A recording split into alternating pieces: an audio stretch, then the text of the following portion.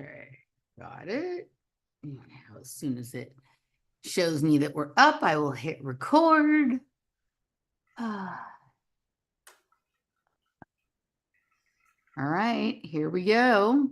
I'm going to give share.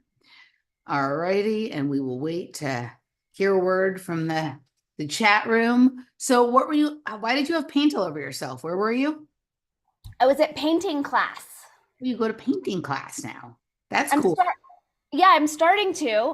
Yeah, so top keto. You're like, I need to do something where I won't hurt my knee. Yes, but I will also need a new physical thing to come in. So but in the meantime, I'm playing with painting. Awesome. Well, that sounds like fun. What new physical things are you considering? So I am taking a Tai Chi class. I'm considering going deeper into that. I'm considering Aikido and I'm considering aerial silks. Oh, aerial silks would probably be good. That you'd be good at it. I think you'd be good at it. I think I might just deal with like the upper body strength issues that I dealt with as a gymnast because bars were like my worst event. Right, but that so many people who could not have done gymnastics are seemingly able to do ropes and aerial silks and all of that kind of pole dancing and all those kinds of things. So I think it's a little bit different, the kind of movement, but you're also light, right? And so that helps. It's so different though, like what counts as light for stuff like that. Like when I was doing Ashtanga yoga, like the weight I am right now would be heavy for the stuff that I was doing. So I feel like it's one of those things where it's like, it's best to be like anorexic or like wispy or something. I'm not going to do. When I say you're light, what I mean is like, you don't have a big frame. So when you get strong, like you don't have a lot to carry around. So the stronger you get, like that, right? Like it's very, there's this gymnast named Yul Moldauer, right? And he is one of these guys, like he's very good on P-bars and floor, but he's also really good on rings. And he's built completely different than most of the people who are good on rings. Most of the people who are good on rings have like enormous arm muscles, really super wide backs and whatnot. He's not. He's super skinny. He looks like a twink that you would see at the boys' bar or something like that, right? Yeah. But he's so light, his strength to weight ratio is very good that he's able to do things as soon as he builds any muscle at all. It's so much muscle compared to the small size of his frame that he's able to maneuver himself in ways that for everyone else requires like a massive muscle load to be able to do. You're built in a similar way that he is. Right? Like, I mean, he's a guy, obviously you're a girl, but just in terms of like, when I look at you guys, I'm like, yeah, it's that same kind of lightness, right? Have you ever like, this sounds so weird, but it's like definitely hard, but easier on the body than a lot of other sports. Have you ever tried like synchronized swimming or anything like that? That shit is hard, but it's gymnastics now. Do people still do that? I don't know if people still do that or not, but it's one of those things that like has some correlation based on the upside downedness to gymnastics and the spinning to dancing, but it's completely easy on your legs. That's true, but I don't want something performative. Like I want something that encompasses the Japanese idea of kaizen, of like incremental progress. Yep. Ideally, it would be a martial art. So I'm going to observe an Aikido class just to see if that, because I have no idea what that motion is like. Mm-hmm. But yeah, I'm not willing to take my joints out again or sprain my ligaments again. Like I don't know if I told you, I ran into one of my Hapkido teachers over the weekend and he's like, you realize you're at a make or break moment in your martial arts. And I'm like, no, we're at the break moment. Like it broke me. There's no decision. Like we're actually past that moment.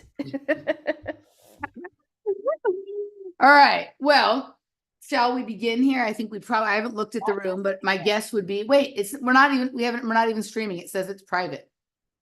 All right, let's stop the stream. But there are people in the chat.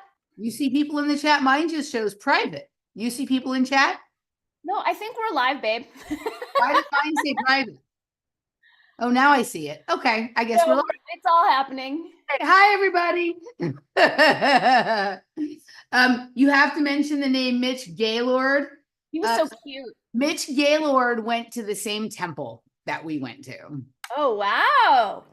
Mitch Gaylord was a Jew. I didn't really go to temple. My grandmother went to temple, and like I would go with her when they had like an event for the children, like Purim or whatever, right? And I would go like on some of the Friday nights when they had like a lot of dancing and the Hava Nagila and eat cookies and drink whatever soda pop or lemonade or whatever the fuck they had. But like I wasn't paying attention to whatever was, happening there. But it's so weird. Like the temple is on the corner of Riverside and I think it's not Riverside and Coldwater Canyon or Riverside and Woodman or something. It was Temple Beth Hillel. And when I was little, it felt so big to me.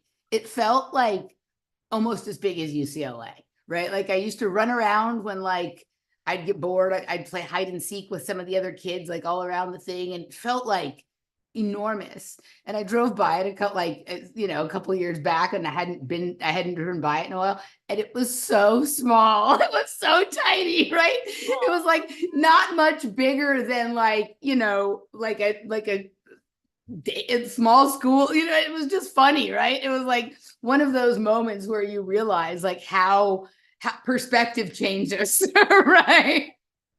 Totally. All right. Well, now that we've talked about breaking our bones and temple, on with the show. Where should we begin? Didn't I figure that out for us last week? Sure, we can. Well, you did figure it out. So, like, I do have 2 clips, but I feel like these are clips for like maybe more the later half. I don't think they're like the meat of the show. Well, how about this? Since we haven't even had a pre-show, correct, and I have no idea what we're talking about, like, I'd love to know what's on your mind. Like, just give me a general overview of where we're going and what topics we're going to dive into. Okay, so I've listened to this week, like other than like my regular variety of like Glenn Greenwald and Sabby and that kind of stuff, I have listened to over an hour of the Cat Williams on Joe Rogan, about 2 hours of Christopher Rufo on Joe Rogan. And I thought those were both interesting for entirely different, but in an odd way connected reasons. Okay. Right. So I think there's a couple of things going on with that. And then I've been paying attention to the election stuff and Super Tuesday and the court ruling and whatever it is that I like when Adam calls RFK Bobby the Op. Yeah. But now he's Bitcoin Bobby, which we'll get into. Right. Paying attention, obviously, to whatever that is. I did watch the third-party debate, and I also watched a little bit of a debate where it was like where RFK was talking to 2 libertarians, but it was like it was like stupid compared to the other debate. The other debate was better. So I looked at those things, and then I do have a clip of Tulsi. I sent you some pictures of Tulsi where I'm like, this is an interesting look they're going with. And I've been further investigating that look. And in the course of investigating that look, sort of found the tell and the evidence for where remember I brought up her religiosity last week and how that's her prime directive. I kind of found like my intuitive confirmation. And it does connect to what I said about Joe Rogan and Cat Williams and Joe Rogan and Christopher Rufo and where I think things are heading. And I'll be able to tie it all back to an insight you had about Adam Curry a while back. So everything will wind itself together. And then I also have a clip of Luke Rudkowski affirming Russell Brand's suggestion that Joe Rogan be president. Right. which maybe that's the spoiler that's coming, right? But after some things that I've seen in the last couple of weeks, like, I don't even think that's off the table, right? Like, things are getting good, right? And I'm one of them. So anywho, those are the things that I've brought to the smorgasbord. And I know you're hungry, so let's eat.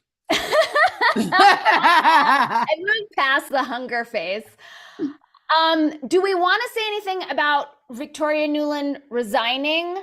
About I don't know if you saw the Kim Iverson thing about Trump being privy to the CIA's plan to murder Assange. No, let's hear it. Um, I know about Victoria Nuland. I don't know about what Kim Iversen said.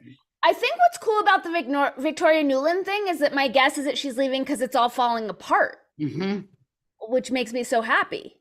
Okay, so the Kim Iversen thing, and I thought she handled it really well, was that evidence came out, although she didn't indicate what that was, but that Trump was in the room when they were discussing the plan. Oh, yes, I did hear that. Yes, about when Mike Pompeo was suggesting assassination Assange. Yes. Correct. That was it. Oh, okay. All right, good night. Have a great night, guys. Thanks so much. No, I can't remember if I brought that up here or somewhere else in the last couple of weeks. But yeah, I mean, I think, it's this weird scenario with Trump and Assange, because obviously some of Assange's, leaks were beneficial to Trump winning on some level. And he at times has said he loves WikiLeaks and loves Julian Assange. And then there's this other stuff that there seems to be some evidence for that, well, maybe he wasn't ardently pro assassinate Assange, like he wasn't really going to fight it. And he did not pardon Snowden or Assange on his way out. And a lot of people were like, okay, well, he made the trade because otherwise they were going to impeach him again or prosecute him, but they did all that stuff anyway.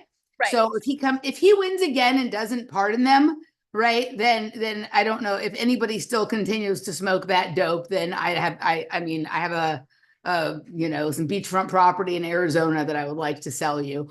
But yeah, no, I mean, I think I don't know. I think also the person who pushes a lot of this the most insistently about Pompeo, and I believe it's true. I think he even wrote about in his book about Pompeo wanting to assassinate Assange. Like Tucker always talks about it and how gross that is and all of that kind of stuff. So I don't really know. I mean, there's a level of statecraft and lawfare and all of this weird shit going on that, when my attention goes to it, my mind can start to play that game. But that doesn't feel like what I want to waste my mental energy on when I'm doing serious dot connecting. But I'm sure that at some point, those connections, those nuggets, those weird weaving spider webs of how this all connects and how things play out will become obvious. But yeah, I mean, I'm disturbed by that, obviously, but not surprised. Having some technical issues over here. Yeah, I mean, I don't think there's any need to linger. I like the way, it was interesting how Kim kind of softened it in a way that was super digestible. But yeah, this whole Assange thing just feels like a giant, it's so opaque and convoluted and unclear and so loud right now. But let's move on to Cat Williams. Okay, so I know you've only watched part of it. I watched the whole thing. I thought it was one of the most boring Joe Rogan shows I've ever seen. Neither of them were funny at even a single point during the whole show. Joe never asked him about the Club Shay Shay interview or anything he talked about during that interview. He didn't ask him about any of the other comedians. None of that happened. It was Joe just kind of letting him play. From my perspective, I am offering my opinion here that it was his entry into the op, and that he was being given to us by way of Joe Rogan, the way so many of our controlled opposition that we talk about come through Joe Rogan. And I thought it was interesting that, so I saw Hotep's analysis of that interview yesterday, Hotep Jesus, and I also randomly, it came up with a friend, and I thought it was interesting that what both people thought to mention first about that interview was them talking about how automated cars were already a done deal, how there was no getting around it, that this was definitely going to happen. And for me, what stood out before either of those, before I heard Hotep and before my friend mentioned it, I thought the whole point of that 3-hour like boring theatrics that I'm never going to get those hours back in my life. It seemed the entire purpose was to push that automated thing. Like that was, propaganda chunk number one. Then to see the UFO disclosure narrative and to give us Cat Williams. Those are my high level thoughts on it. Okay. So I've listened to like the first over an hour so far. Right. And I started listening to it in Houston, then I forgot about it. Then I went back to it because everyone was asking me if I had been listening to it and whatnot. I have to say, I'm not familiar enough with Cat Williams to know like what his normal behavior is and what and what would be regular or irregular for him. I've seen like one comedy special that someone told me was really funny. I saw portions of that Club Shay Shay podcast. I didn't watch the whole thing. And then I've seen this. So I don't know so much if this was his entree. Like my perception was not necessarily this is his entree, quote unquote, to the op. To me, I look at a couple of things, and I'm looking at the closeness in time of the Cat Williams interview and the Christopher Rufo interview. And I see them basically seeding the information out there that is going to be like what the op is going to look like, and then what the other interpretation of the op could be, right? And that doesn't make anybody like necessarily like that. This doesn't make Cat Williams like outside of the op or inside of the op or good or bad or whatever, but he's there basically saying stuff. And then you have Christopher Rufo coming on next, and you have Joe making this weird, you know how everybody's been going ape shit about the fact that he said we need Jesus? Did Joe say that? Joe said that in a recent episode. He said that we need Jesus. Only Jesus can save us. So Was he serious? Well, one thing that like I've been tracking mostly because Jeff turned me on to this, and Jeff, if you're watching, thank you. And I understood what you meant immediately, and I saw it in a certain way, but I couldn't understand sort of what the point was and where it was going when I first started noticing it. And this content is a little bit more for what we would do in our normal show, but let's just do it because we're here right now, right? So Jeff insisted that we're going to be entering into the Handmaid's Tale, right? That there's going to be this like hard Christian right turn. And that people who like are thinking it's a good idea now because they're so tired of the loony left are not going to like what they bring in. And I agreed with that, right? On a certain level, but now I see, because all the rest of the things I'm looking at, people are completely misunderstand the Bible and like spiritual texts and mythology and the Iliad and the Odyssey and all of this other kind of stuff. And so for the people that need it to be this like fundamentalist, mind control, like dogmatic religion or whatever it is, Tulsi Gabbard and Christopher Rufo are going to bring in the Handmaid's Tale for you. And for everybody else who's able to read between the lines and understand what those things actually mean, right? There's going to be that we're really talking about fusion and genetics and light and sound and angles and all of this geometry and all of this kind of stuff. There's going to be a different path that is not going to require us, unless we want to bicker with the people who are insisting on the Handmaid's Tale. They can do that. Everyone can be busy doing that. And the rest of us, and there were some key tells to me in the things that Cat Williams said, because more than anything, he didn't say a lot. What he didn't say was more informative than what he said. He implied several things, and only because he was talking in code around a lot of other things that I've been looking at, right? He was basically kind of, and again, I'm not saying it's not distraction or not op related, right? But essentially, he's talking about like, this is the same story that has always been told. No one has ever told a different story. This is always the same story. And you can go this way with it, or you can go that way with it. And he wasn't really telling you where he was going with it, right? But, so again, I'm only an hour in. I may have a different opinion when I've listened to the other 2 hours. But the fact, and I noticed this a lot with lots of podcasts. You've probably heard me many times say, it's funny that this person was on and then right away this person was on.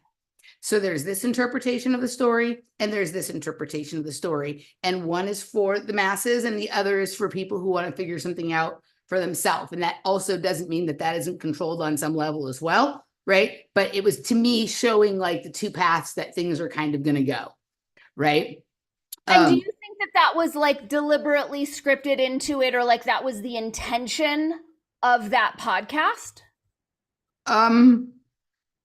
I don't know if that was the intention of that podcast, but you know, like I think that there is such a thing as divine timing, right? Like I don't know that everybody is always like sometimes I say shit that's funny and I didn't even know it was funny when I said it, but someone was like, oh my God, that was hilarious. And they point out to me why it was funny. I was like, oh yeah, that is fucking funny, but that wasn't my intention when I said it. Like that just happened with my brother-in-law a few minutes ago, actually, when we were talking about the Cat Williams thing, because I asked him if he listened to it, right? So I think it might have been coincidence, possibly, or you know, some other reason why those podcasts were so close together, but something in this overarching system, like, you know, put those 2 points down right here to show you that there's, you know, sort of this split that is not going to be so obvious that is kind of happening. And I see a lot of that on the Joe Rogan podcast or whatever. I don't know if you listened to the Christopher Rufo interview. Well, I've heard pieces, but I kind of just want to stay with Kat for a moment because, like, why is that interview with Club Shay Shay even still up? Like, according to the rules of the game that the rest of us content creators have been playing, there's no reason in hell for that to have not been taken down immediately. And that's what put Cat Williams in the, like, super mass consciousness in this big way of his. I am not very familiar with his work at all, but I will say the iteration of Cat Williams that showed up on Joe Rogan was an extremely different personality than I saw on Club Shay Shay, like night and day. And also, and I know you've only seen an hour, but did you notice that he kept looking to the left and not his eyes looking to the left like he was thinking, but turning his head, and that kept happening. I noticed it too. Both sides. He went to this side. He went to this side. He was obviously paying attention to things that were off to the side that definitely got my attention. I watched a comedy special, like, I don't know, we were still living in Los Angeles. I think it was like early on in COVID that somebody had recommended, and it was very good.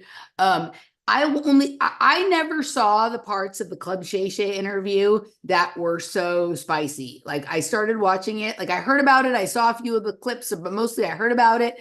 And then I started to try and watch it, but it was long and some of the parts were really boring to me. So I'm a little bit unclear on like what the content that was so dangerous that he said there was, why it would be surprising it was still up. Can you inform me? He was naming names of pedophiles and the secret society Illuminati members of the Hollywood elite, and which Hollywood celebrities tried to penetrate him or perform sexual acts. Like it was very explicit, naming names like left and right, and about a lot of comedians. So it did not make any sense to me that Joe didn't even acknowledge it, didn't even acknowledge like, oh, I know a lot of people want to talk to you about this, but it wasn't even presenced. And it was odd with how much was revealed about people they both know that they didn't go there. Well, like I did hear the part where he said that like a lot of the Joe Rogan circle is very unfunny. I did hear that part, right? Like that was part of the interview. I remember I heard that, but I didn't hear the naming names part, though I heard people say that that was some of what happened. But you have to remember that revelation of the method and externalization of the hierarchy are part of the process of what these people do. Okay. There comes a time when they want people to know. And so you either have someone specific who puts the message out there, or if someone's doing it on your own, you allow it to happen because you're ready for that stage of the initiation. Mm-hmm. Right. So that's certainly possible. You know, and I can't I don't have enough information on Cat Williams to make an assessment, right? About, like, I've obviously watched many hours of Joe Rogan and the other people that we have critiques harsh or kind or whatever of. I don't have that of him. I did notice the looking off to the sides. He seems like a fidgety kind of guy anyway. I understand. I'm sort of fidgety. I have a hard time sitting still and whatnot.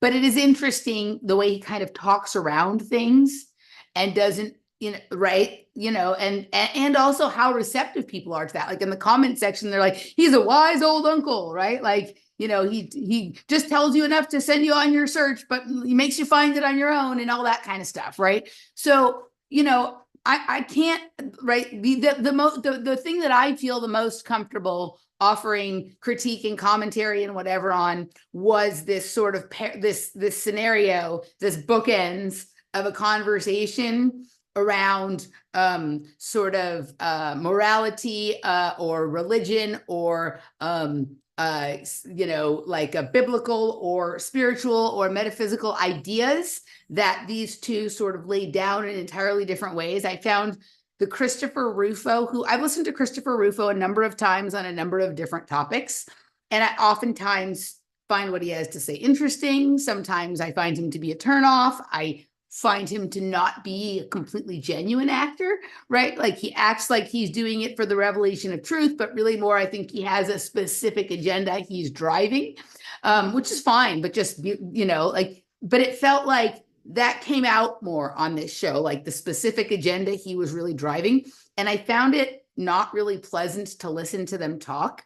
It felt both in the Cat Williams interview and in the Christopher Rufo interview, there were moments of it where Joe Rogan felt like he was reading a script to me, which I thought was interesting.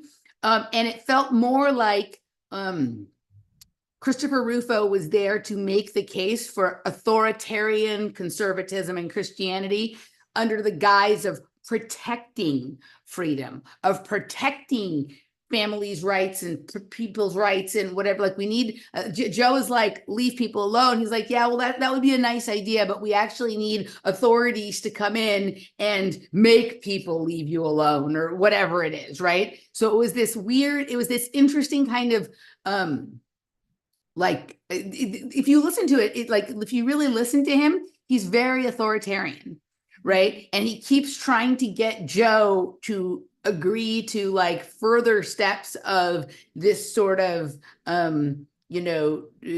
Christian national, I don't know what to call it, right?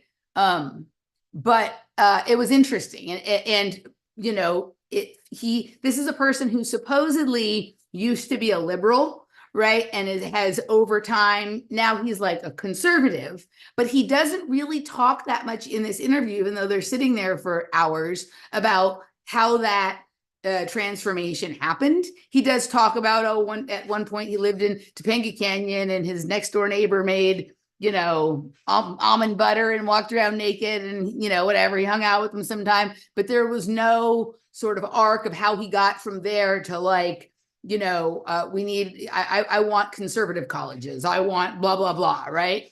But I see this, right? Like, I see this sort of glee, and it's weird because it puts in a lot of ways, this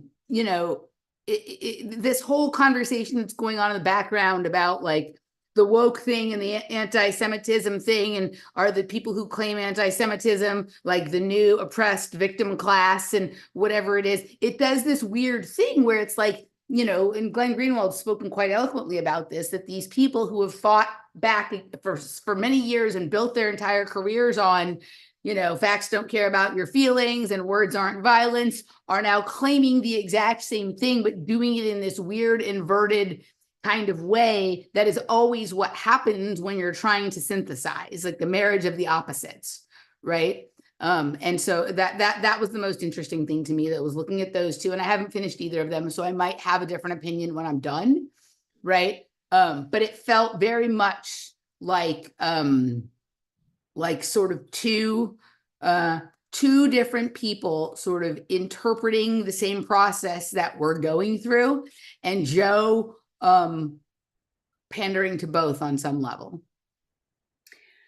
Okay, so I didn't see the second one that you're talking about. I did see a clip where he was talking about why he was going to vote for Trump.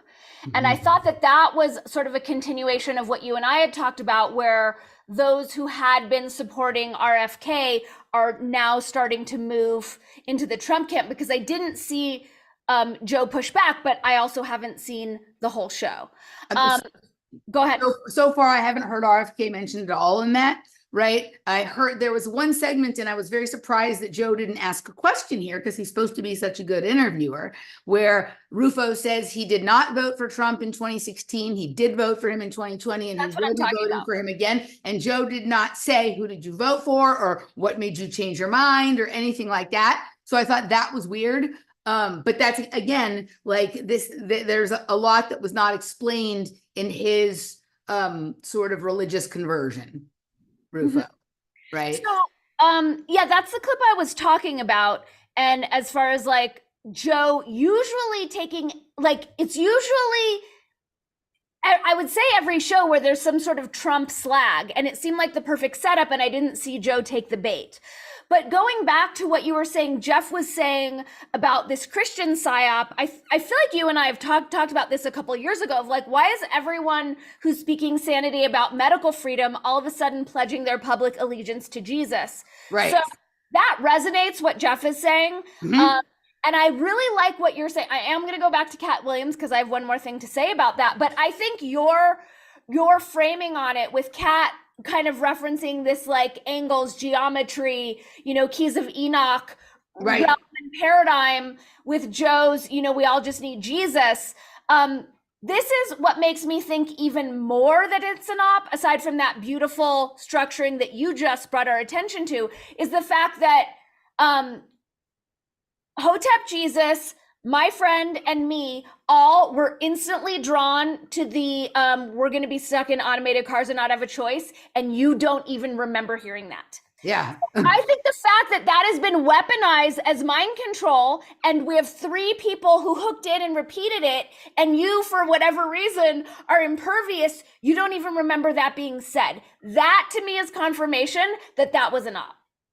So it's interesting. Like, now, to be fair, like when I started listening to it, I was like tooling around Restaurant Depot, getting items for my cocktail job and whatever. So I wasn't like sitting with perfect, there was nuggets that popped out to me, right? Like, I like his whole segment on the timekeeping compass and whatnot. And some of his descriptions of ancient technologies, whatever kind of stuff, like those are the things that ping my interest. So when I hear something like that, I push pause and I come back when I can, kind of thing. But everything else is sort of going in the background. Like, I have no, I think the autonomous cars are a terrible idea. They have some of them here in Austin, and they like stop in the middle of the street and cause accidents all the time. They had to like put drivers in them because so many people complained. So like, you're not going to sell me on it. Like, I realize I'm a terrible driver, but I don't think having an autonomous car drive me around is a solution to my terrible driving.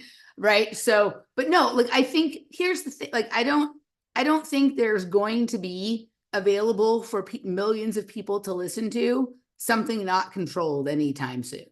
Right. Like, understand how this game works, right? And that doesn't mean that there aren't people who are clever, who have figured out, like, yeah, I'm willing to go along with, 97% of the op, but this thing is important to me and I want truth about this. So I'm going to find a way to weave this into the 2 hours and 57 other minutes of bullshit that I have to sit through with, Mr. Thumb on his head, whatever over there. Right. And kind of thing. Like, I don't like, one of the things that I recognize is there's very few people who are like in on the entire thing. That is a small group of people. Right. And everybody else finds themselves kind of not in that different of positions. Oh, it just had a feather right there.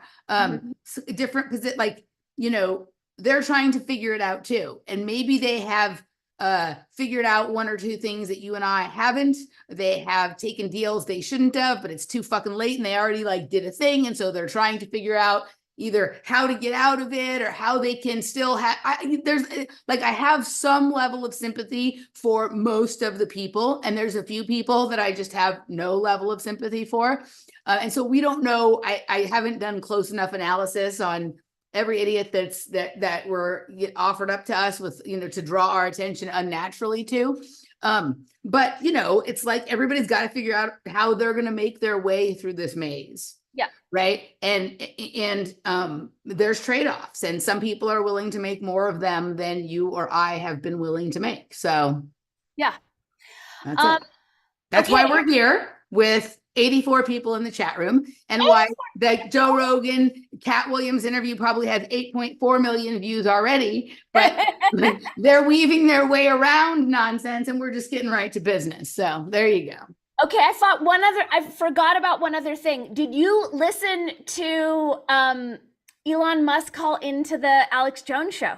No. I sent you the link. It was so good. He was pretending not to be Elon Musk with David Icke there. All right. Did you send it to me on a Telegram link? I don't have Telegram, so I couldn't open it. Okay, yeah. Okay, so we'll bookmark that because that is a must-see. But does anyone ever talk about Alex Jones V for Vendetta amazing set? I feel like he has the best studio set in the history of studio sets, and I realized today that it is kind of that V for Vendetta situation.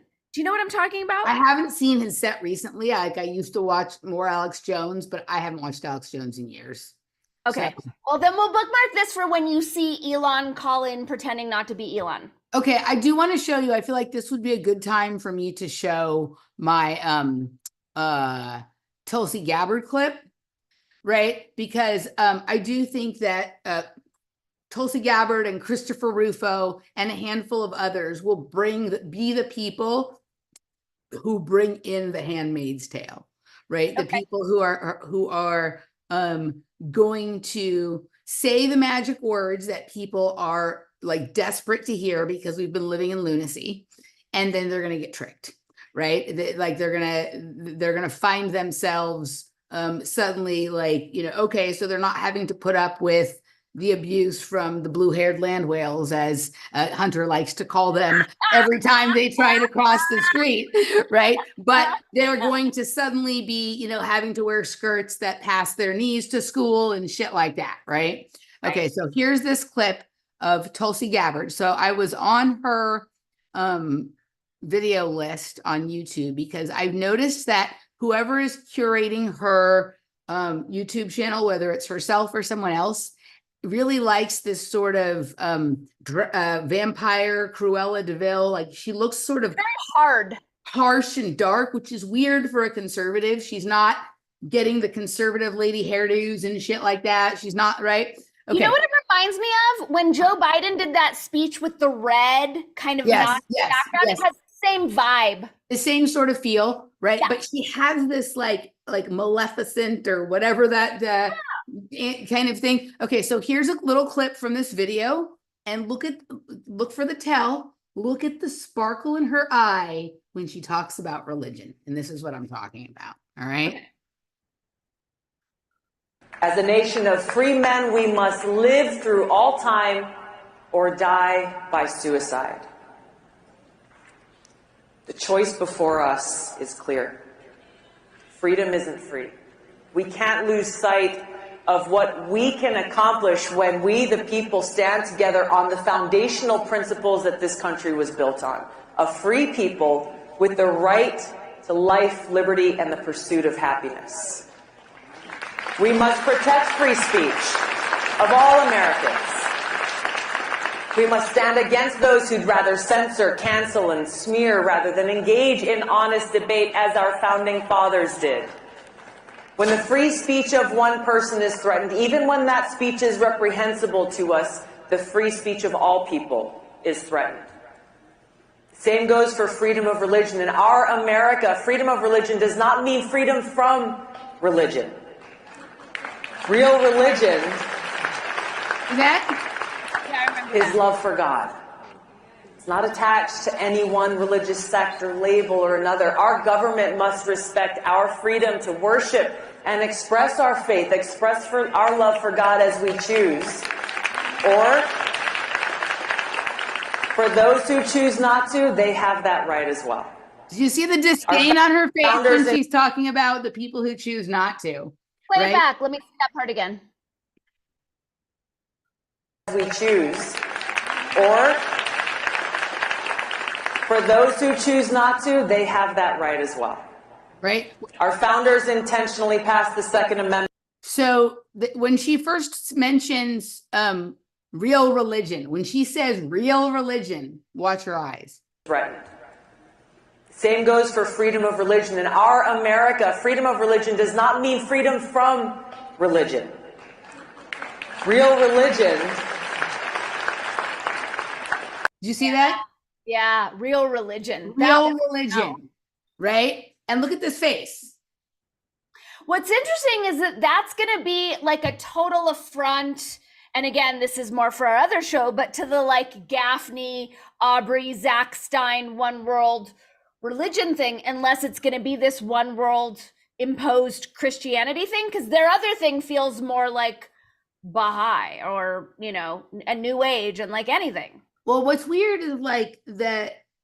So I think there's like, I can't ever figure out exactly what Baha'i is, because there was this girl that sat next to me on the school bus when I was little, whose family was Baha'i, and they seemed very conservative, very shut down. And then there's these other people who seem to think that Baha'i is like a combination of all the religions and sort of new age. That's what I think. But this is what I'm saying. Like, there's going to be two sides to everything, right? Like there's going to be, but like there's going to be two sides to everything, and both sides are going to have a fake and a real version, right? So you're going to have your very fundamentalist, tied down version of everything, and then you're going to have this sort of open to interpretation, anything goes thing. And each one of those will have like a completely synthetic psyop running over them. And then each one will also have something that feels more authentic, which doesn't mean that it is authentic, but sort of feels more authentic and sort of allows for sort of some individuality or intellectual individualized interpretation of you know what it all means, right? But this conversion for her, right, to the right, basically, because she didn't really go libertarian or sort of independent. She's gone kind of like pretty She had open. an independent moment. Huh? I think she was kind of independent last year. Well, she says she's independent. She's not part of the Republican Party, but like we don't see her out there with some like view that really offends too many conservatives on anything.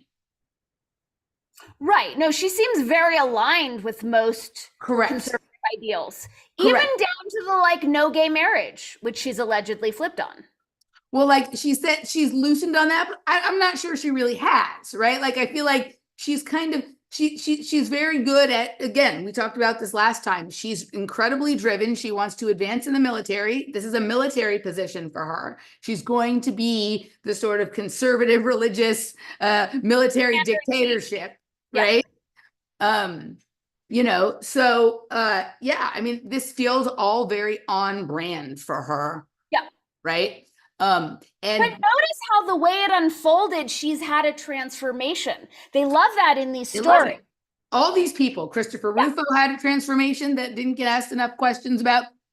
Everyone's having their transformation. This is also part of the bullshit that we've been fed about, like why Robert Malone needs to be at the front of the room. And, you know, what did Mickey try and tell us? That like his story is a better story. It's the same thing Bret sells. It's better to be wrong and then right.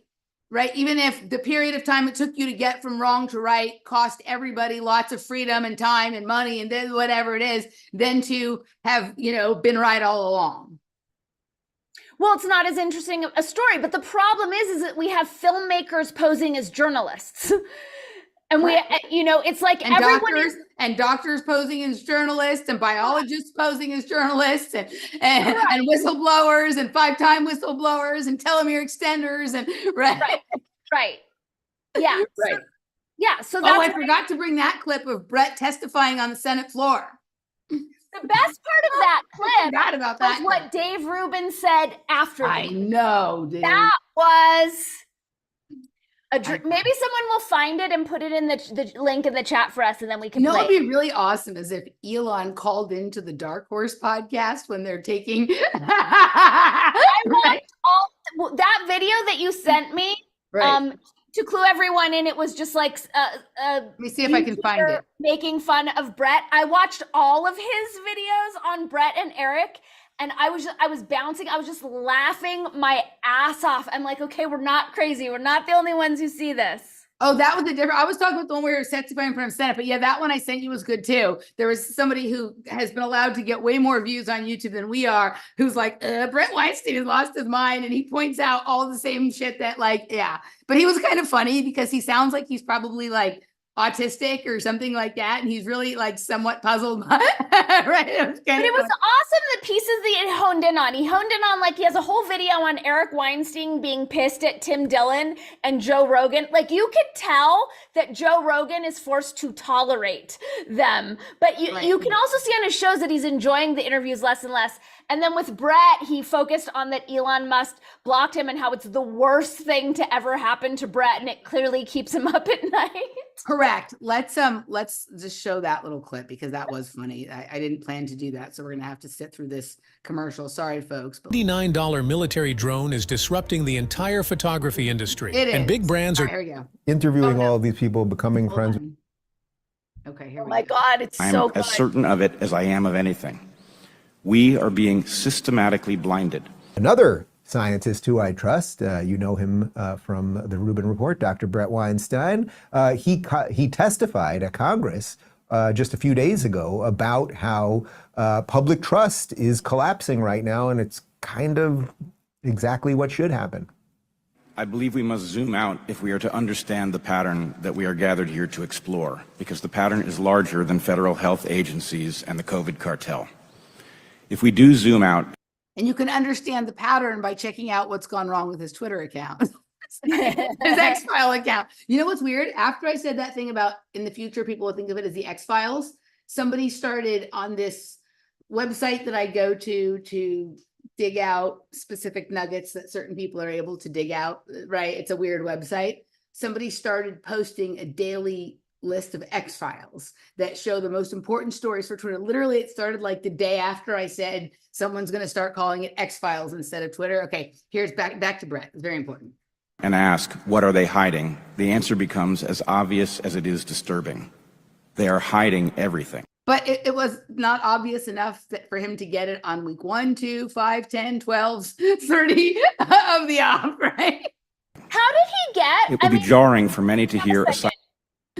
Who arranged this? Why is Bret testifying before Congress? Like, who was Congress like, oh, we need someone to talk to us, so it'll be Bret? Did Bret, like, who put him up to this? Well, Why I is guess this happening? based on what I'm looking at here, we've seen him before talking in front of Congress after the Evergreen thing, right? So this isn't the first time. You know, he's part of central casting for whatever that version of Hollywood is. Right.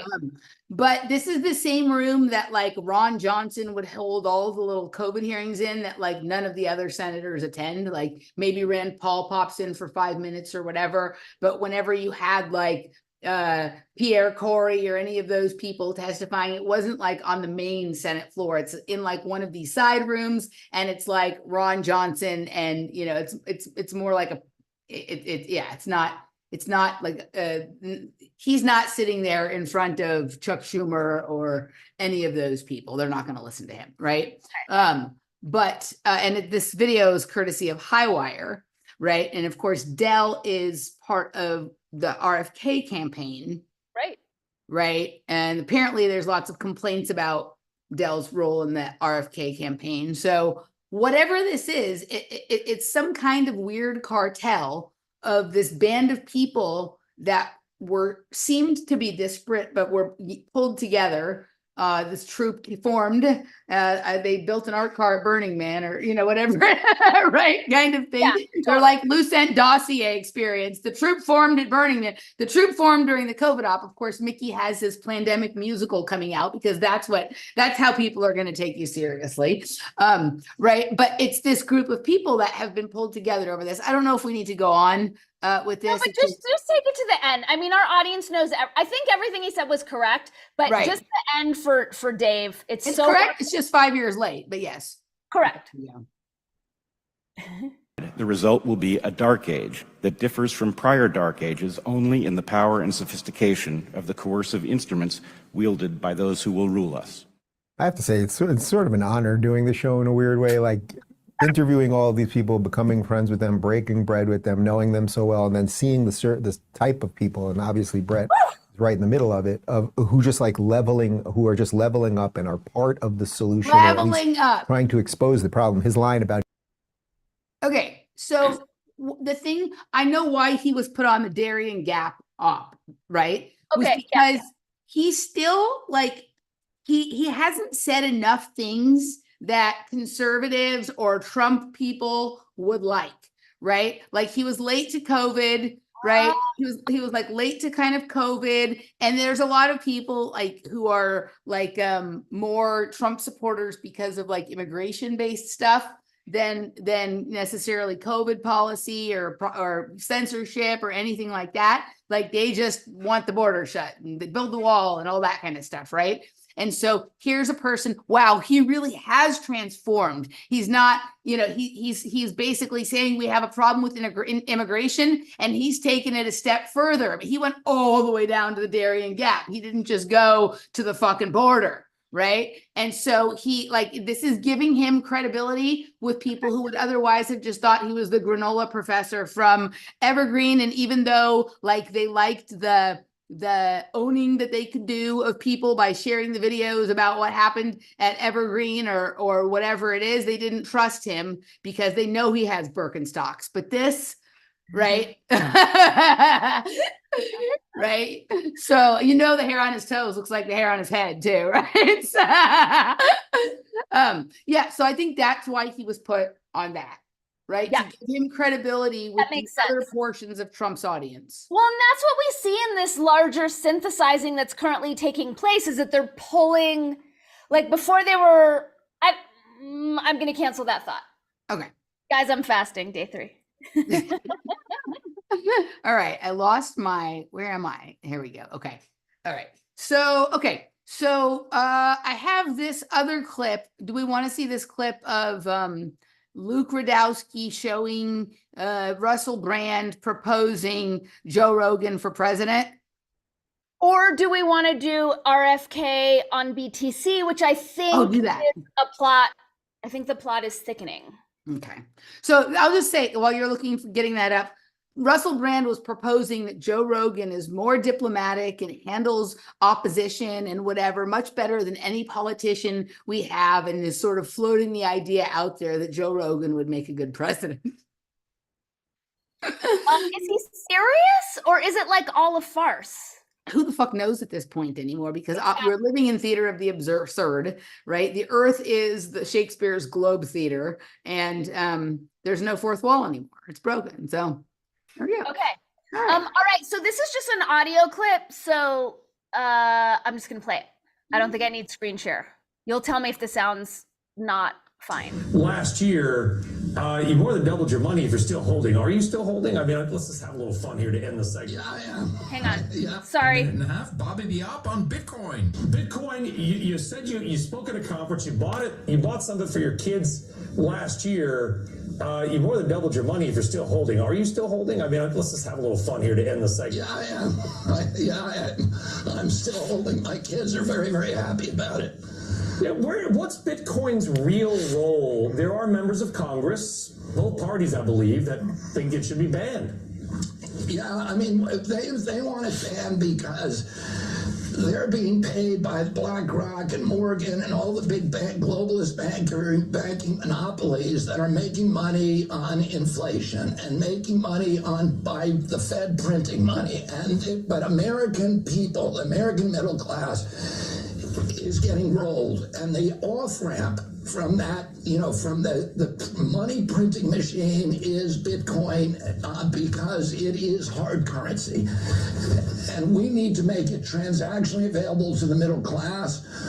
We need to make sure that people who want to protect themselves against inflation can have this, but also that they have transactional freedom. That the government is not, able now to digitalize our currencies, and like they did in Canada. And when the truckers disobeyed, when the truckers protested peacefully, their bank accounts were shut down. Well, and they couldn't pay their mortgages. They couldn't pay for their children's education. The government could control their speech by controlling their transactional freedom. And, transactional freedom is as important as freedom of speech. And you only get that from Bitcoin. We're not going to get that, as long as the government controls our digitalized currency. All it needs to do now is join the Libertarian Party. Okay. Okay, so it's funny how over the course of that part, he went from Bobby the Op to Bitcoin Bobby, if you listen to the rest of that thing. Yeah. Just to pull this back, remember, Adam Curry was the one who started the Jesus Op on the Joe Rogan podcast. Remember that was remember when he brought that up? I don't think he started it though. I think that's where he demonstrated that he was jumping on board. But we'd been seeing it in the health freedom community before Adam jumped in. No, but on Joe Rogan. Correct. It was on Joe Rogan that he announced. Right. He's like, I've been really getting into Jesus lately. Right. There's this documentary on Netflix about this, like, I forget what the name of the documentary. It's about some like weird C Street Jesus thing. Laura and I watched it back when we were still living it's called The Family. And they have this weird, they're like a lot of these sort of certain kind of Republicans in Washington, DC, but they have this like really weird way of talking about Jesus that all feels like very coded, right? Mm-hmm. And that's what this sort of feels like to me. All of this sort of, whether you're going with the Adam Curry, Joe Rogan version, or whatever the fuck Cat Williams was saying, or whatever the fuck Aubrey is doing, they're talking about something else. But they know that most people who are their followers are going to take them literally, and that's great. They're creating the flock of sheep to do that thing. But for the people in the know, they're communicating information about something else. But on some level, they are actually telling the truth, right? Like if you understand what these things are really code for, and there's information out there, you can find it. It just requires a twist of your wrist in terms of how you look at the information we've been presented with about everything for our whole lives. Like some of it is staring us right in the face, but it's like, when you look at that weird sculpture that's like the elephant and the bunny and whatever, and you're like, no, it's a bunny, and it's like that, right? But the way that they tell the story, it's so convincing it's a bunny, but they know it's an elephant. And if you look at it differently, you're going to see it's an elephant. So it's not really a secret. They're not really lying. Like this is a lot of what's going on. Yep. Right. And that felt like the beginning of the Jesus Op on the Joe Rogan show. I don't mean the Jesus Op in general. I mean the Jesus Op on the Joe Rogan show. Right. And of course, it was Adam. Yeah, totally. Right? Yeah. So, I was like, wait a minute, this is like, I felt like what he was saying was resonating. And I was like, I noticed this with my relationship with the Bobby Op is that I'll get sucked in and then I have to pull myself back and remember like, oh, this is all totally propping up the digital enslavement future that we know Kirsch is heavily invested in and propping up. So that's super aligned with that. And when he was talking about the middle class needs it feels like his solution, my guess is the solution for the impending economic crash is going to be CBDC, UBI, like the whole digital thing. And I really think it's important for the people who, I don't know that none of our people are in on the Bobby Op, but like look farther into the future about where the things that he's talking about are pointing. Let's ask the audience. If you are in when we say in on the Bobby Op, are there any people, and no offense, everyone can do what they want. We're all have different reasons for what we want to do. No judgment. Is there anyone in the chat room who's planning to vote at all? Vote for Bobby, vote for Trump? I know no one here is voting for Biden, so I don't need that, right? How many people are into RFK? No judgment, right? Everyone, I'm curious to know. Well, a couple of things. Sure, everything he said can be an option. I just don't like this idea that this has to be the solution. No, we should have cash for the people who want to do central bank digital currency and get free UBI with that, but also have everything controlled. They should be allowed to do that. Bitcoin should exist for people who want to do that. if we want to count sticks and tie them together like they used to do back in the old days or whatever the fuck it is, people like there should be an endless number of ways to play, right? Like this idea that we all have to have a centralized solution that we agree on. I don't like that. That's always what it is for me. Okay, hold on a second. No vote. Hope to all. 100% of the people who responded, no one's voting. I love that. Yay! The best tribe. Yeah, like so all of this it's all a no, right? So okay, so no one here is falling for it. I'm RFK was in a debate with Michael Rechtenwald and one other libertarian this week, and then there was also a third party debate put on by Free and Equal that had like Jill Stein, Chase Brock or whatever. I think Chase and Lars Mapstead were two libertarians. And then there was Claudia De La Cruz, who's a socialist, and Jasmine Sherman, who's also in the Green Party.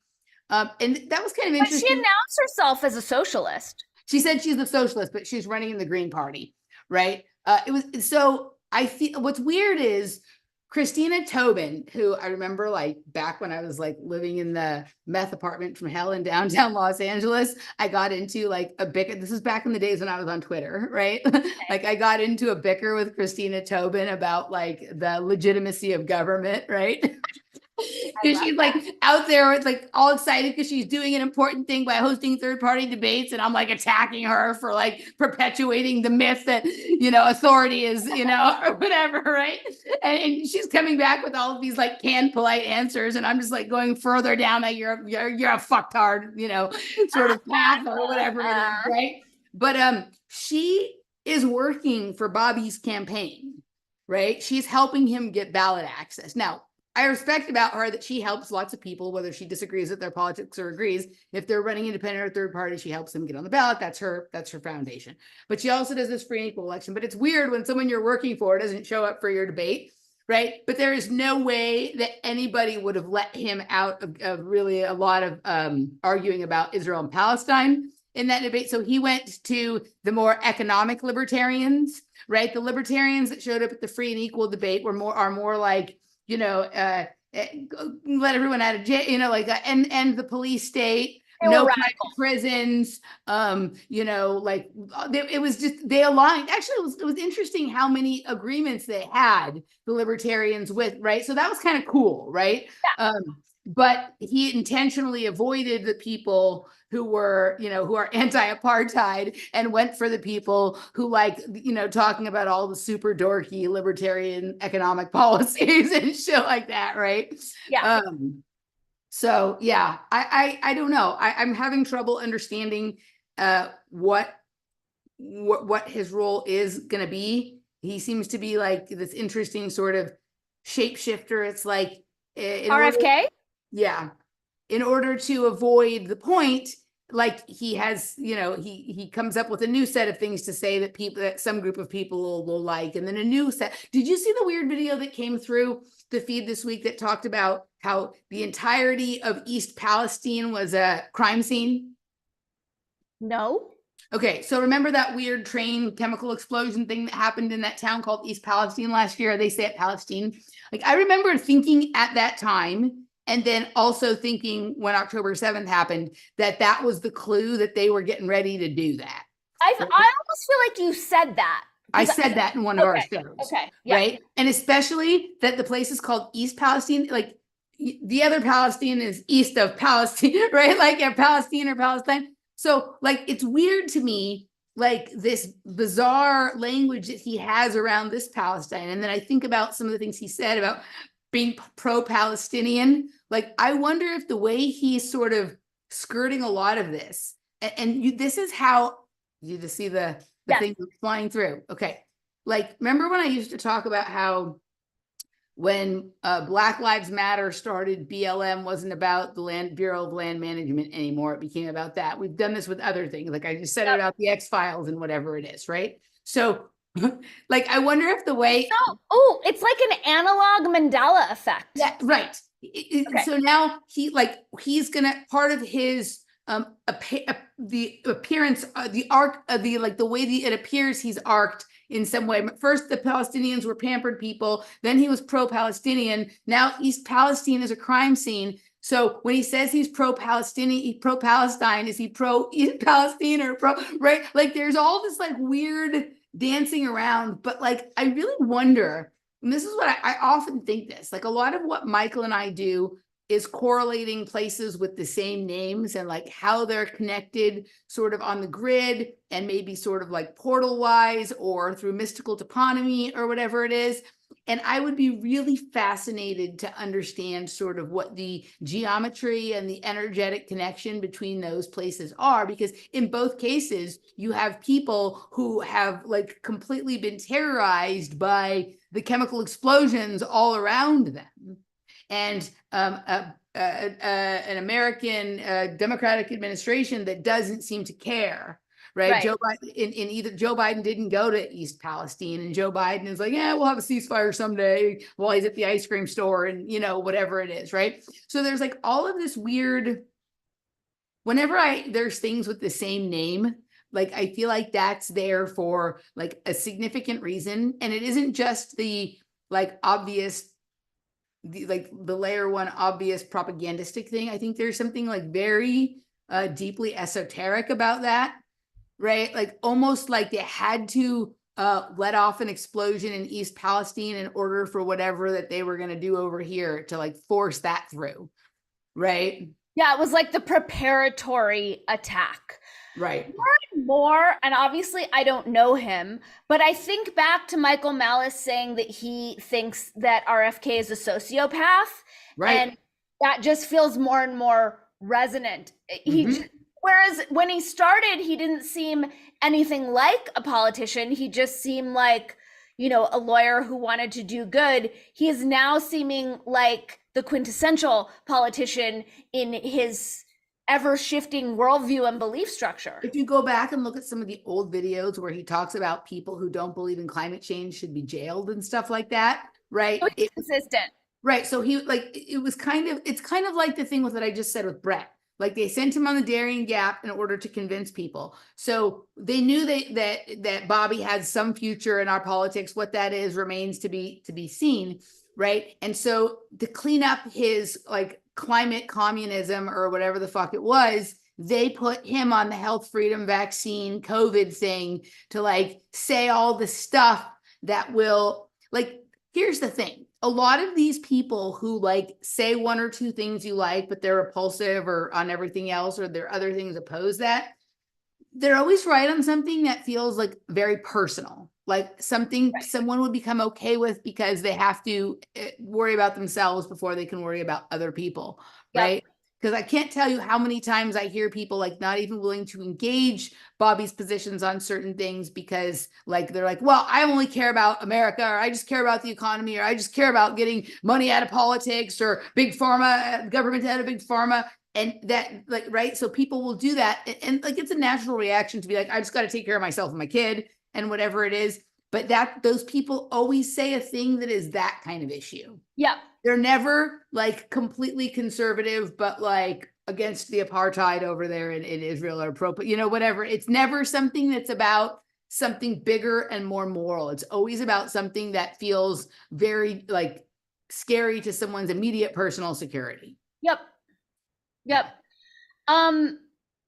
Are you done with RFK? Because I do want to go back for a moment to the debate, the independent candidates. Please go back. Such a like ragtag jumbling. I was really sad that Jill Stein didn't remember her opening thing and that she had to read it. It just like hurt my heart.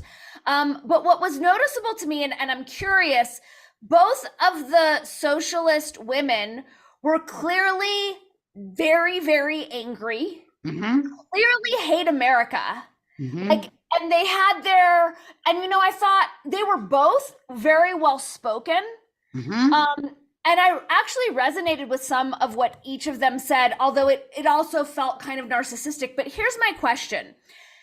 we live in allegedly a constitutional republic. So we have, you know, the illusion of this two-party system, Democrats, Republicans, but neither of them are proposing that we move away from the constitutional republic. Now we see the Dems doing it in a sneaky way, and most people supporting the Dems don't even realize that's what's happening. But there's still the allegation of supporting a constitutional republic. How does it work when we have a socialist person running to run our country? So, okay, a couple of things. So first of all, like, anyone who says our democracy doesn't believe in a constitutional republic. And all of these people on some level pander to democracy, right? They say that they're democratic socialists or whatever, that they all say that same line about sort of our democracy. Okay. So so because they believe in democracy and they don't care about the Constitution, they think that that's like old white men powder wig shit, or they think that the constitutional republic and the democracy are the same thing. And so that as long as socialism is brought in by democracy, i.e. people voted in, I'm telling you, this has been a long-term op. Look at the arc. If you go back to the way people used to talk about the Constitution in the United States and how it slowly you'll find this one video of Barack Obama talking about how the United States is the world's oldest constitutional democracy. What the fuck is a constitutional democracy, right? It's this slow creep of convincing people that a constitutional republic and a democracy are the same thing, right? And all of those people are either perpetrating that or under that. Jill Stein was the worst in this. Like, there was like nothing like this. It was embarrassing. Right. Yes. It was like watching Madonna fall on stage on some level, like, right. Like, it was that weird kind of like like she doesn't remember how to do this. Each of the others were impressive on some level in their own right. And then batshit cuckoo loon in other ways. Right. But yeah, no, I mean, I think that there's no, I think I am equally turned off by people who are rah America and by people who hate America. Like, both things, like, I'm not pro or anti like either of those things. But wait, if you're running for president, right, I feel like rah America is appropriate. I don't want someone running for president of this country who's like, this country sucks. It's weird, right? And now I don't want any presidents, so I'm fine. Like, I'm not offended in like that same way. But right. Like, it is, I am complete. I stop listening when someone's like rah America, and I stop listening when someone's like, this is the worst country in the world and I hate everything about it. And I hear intellectuals on both sides do both things. You know what I mean? Like, so, but yeah, it is. I think that this democracy op, that's the biggest op. Right. For people who believe in government and politics and all of that kind of stuff, democracy is and always has been sort of the biggest op. And that's where their argument, it relies on that belief in democracy as being not in opposition to the quote constitutional republic. So I get that it's an op and it's a slow op, and what you're saying makes sense, but like, is there any like talk of this in the mainstream? Like, is anyone raising their eyebrows? Or like, how are we listening to these? No, I mean, even self-identified socialists run for the president of this country? Tucker Carlson says we live in a democracy. Like, even the people who are like borderline truth tellers and stuff like that, I can't tell you the last time I heard anybody since Ron Paul explain the difference between a democracy. She has talked about it. Yes. Yeah. She's talked about it. Right. But she also, when she was running for president, she was talking about taking the best qualities of socialism and the best qualities of libertarianism and putting them together. And that was her platform. Right. But she admits that she was a libtard then. I mean, I'm not saying Roseanne isn't an op. I don't know. I love her to death and I don't want her to be. But she does admit that she was. She doesn't have to be an op. She doesn't have to be an op because she's run purely by emotion. And so, like, she's always going to be running off in one direction or another that can be useful, right, to marry the opposite kind of thing, right? Like, she's a truther now, but she's also super pro-Israel. But I think that, and we've had this conversation so many times, I think it's because she's a Jew. Like, everyone has their blind spots. 100%. Right. But that's what I'm saying. It's fine for her to be like 99% truther because she also serves that portion of the op. There's never going to be a time, because she acts so much from emotion, there's always going to be a way to sort of whip her around. But they've tried to cancel her. I mean, I want to give her my faith. This is where I'm at today. That could transform. But they did try to cancel her and they did destroy her show. And 100%. they did kick her off Twitter. So I don't, I don't think that was an act. No, I don't think that was an act. Okay, so, but yeah, no, I can't, like, a good sort of intellectual, like, serious person talk about the difference between the constitutional republic and the democracy, probably not since Ron Paul 2008, maybe 2012. Right. But go look for the Barack Obama constitutional democracy video. Yeah. I remember when I heard that, I was like, what? Okay, shall we move to the chat room? Yeah. All right, you guys have hung around for a long time. Sometimes I think we had as much as 105 people here. I think that's the most we've had. Yay. All right, guys, thanks for hanging with us. Who has questions, comments? I'm totally with you, Nat, for that. She's fabulous. There's a lot of things here, so I'm going to go rolling through and see if anything pops out. But if you have a question, comment, or anything you'd like addressed, thanks for the hearts, who's ever sending them. All capital letters, please. Hi, Steve. Hi, Nigel.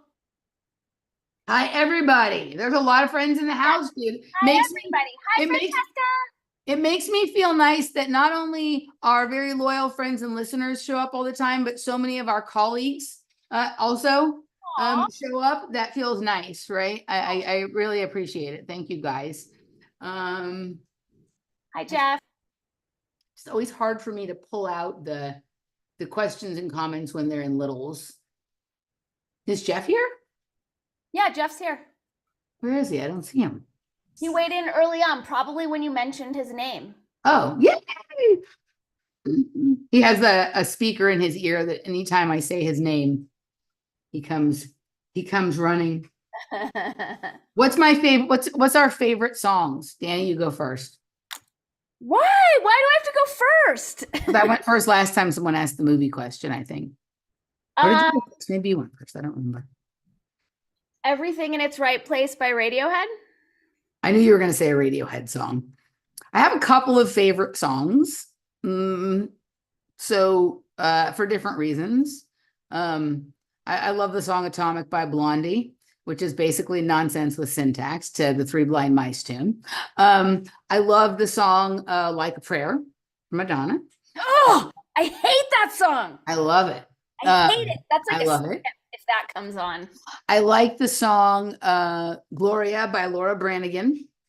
I like the song, I love several songs by Depeche Mode, like multiple songs. Personal Jesus. What's that song?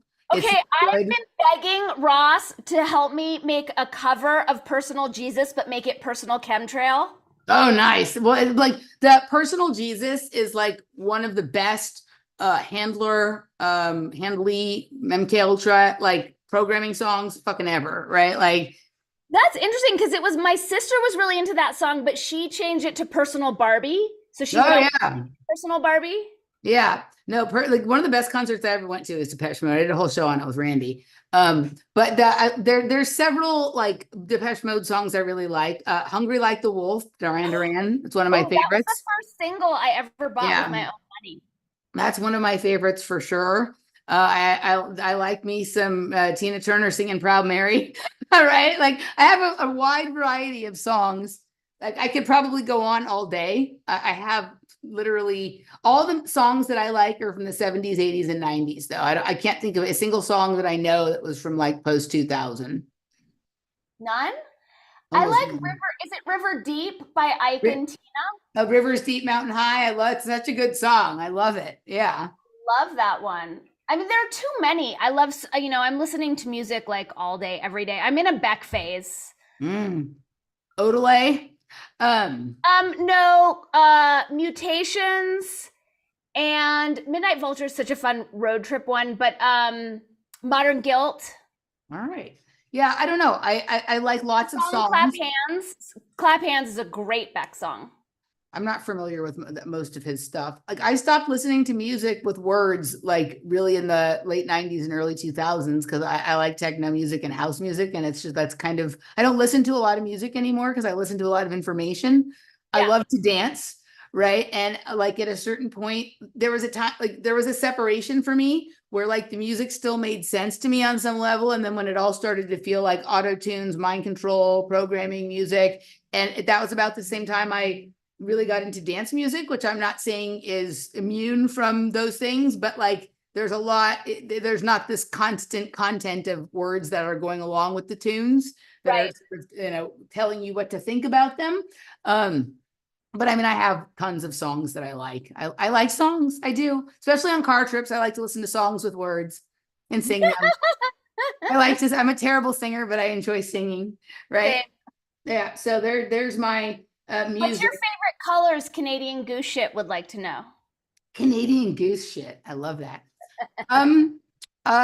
Like, I don't know that I have a single specific favorite color. I like particular tones, right? Like I like very like saturated, very bright, like the mushroom realm of colors. You're right. They transmit information, and there's specific like sort of on the edge of pink and purple that is very bright, and then some edge around like the blue purple area that I enjoy. I don't know, like I like color. I can find very few pieces of like art or anything like that that have color the way that I like to see it, right? And every once in a while I do, and then I become obsessed with looking at them. Like I just want to look at them all the time.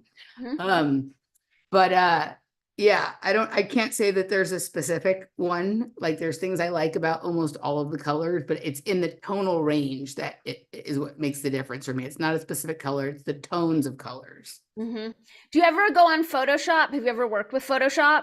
Very little, but yes, every once in a while I can achieve something color wise. So, you know, all the colors in Photoshop have a code. So I feel like for you, it's finding like the just right code for your favorite color. And I'm sure that code will equate to some sort of genomic sequence that has some sort of message for you. Right. Did you ever see the show that I did with Dani Goler, and then the commentary I gave after it with someone else? Maybe. All right, let's just a few more minutes here, and then we have to end. Okay, so Dani Goler is the guy that with the laser and the DMT, the laser against the wall and the code, right, kind of thing. And so when I was researching him before I decided to invite him on my show, I found one video where he was talking about how he got the idea to do it. And you'll love this. This is the way he got the idea to do it. He had been working on editing a film and he got hungry. So he decided to leave his apartment and walk to the grocery store to get a sandwich. Okay. And when he was walking, you know how like sometimes on the sidewalk, there's like numbers spray painted or like certain designs to show like which electrical circuits are down there or the water pipes. And he saw this color paint that he liked.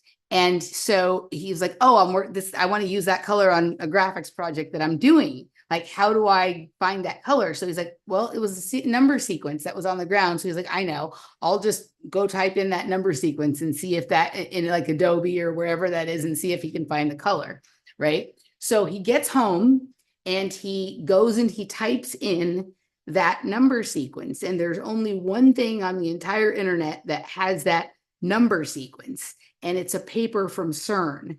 And in that paper, when he read that paper is where he got the idea about the diffracted laser and trying to, it was in that paper. Okay. So he told this story in the video I watched, and I'm like, wow, that's a cool story. Like, right. And while he was, there was some synchronicity that I had with him, about like, while I was listening to that, I can't even remember what it was, right? When I was listening to that, there was some synchronicity that made me go, okay, that's a cool story. That's like the way that I tell stories. I like it. I can't remember what it was at this time. So I invite him on, but when he tells the story on my show, he gives details that he didn't give before. Oh, I think maybe it was because I also, like Jeff and I, there's this design that we see on the ground, right? That goes into all of our synchromysticism that's on the side. I can't remember what the thing was, but I paid attention. When he comes on my show, he starts telling the story, but in the story, he reveals that he was walking from his house in Woodland Hills. He walked by Pierce College to Ralph's to get the sandwich. And then he tells me which where the intersection was where he saw this, right? Where he saw this thing happen. And literally the intersection was right outside of Pierce College where my dad used to work when I was little. And right, there's a feather, the exact corner he's talking about was where this guy named William used to stand outside talking to himself about how they were beaming messages to his tooth from Mars and shit like that, was exactly where he found this code on the ground. He doesn't know William from Pierce. Like, I didn't go into all this story. I reported it later, right? But this guy back in the late 70s and early 80s was talking about chips in his teeth and receiving transmissions and whatever. And he would stand right out there at this place where Dani got this code that led him to this paper that gave him the idea to do the thing with the diffracted laser and right. And it was, it's there in the valley. The code is one of the zip codes it's the zip code from Woodland Hills that he found out later that it was like, something about, it was a code that included the zip code of that area, right? So it's like, what connection does Pierce College in that area of the valley have to like the entirety of holding up the simulation? Because obviously that guy in the fucking 70s and 80s who was out there talking about getting transmissions in his teeth was feeling it. Right? That's your answer to Emily's favorite color. That's my favorite color, right? Is that crazy or what? That's insane. That's totally insane. I used to run around that college when I was little, right? Like my dad worked there from like the late 70s and into the 90s, and then he still taught there even after he was the dean or the vice president at East LA College.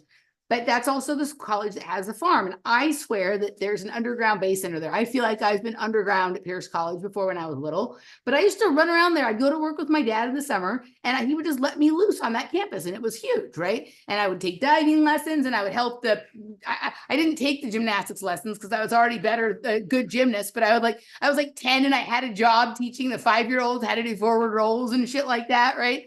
But, and I'd get paid $5 an hour or whatever it was. But I just went everywhere around that place, right?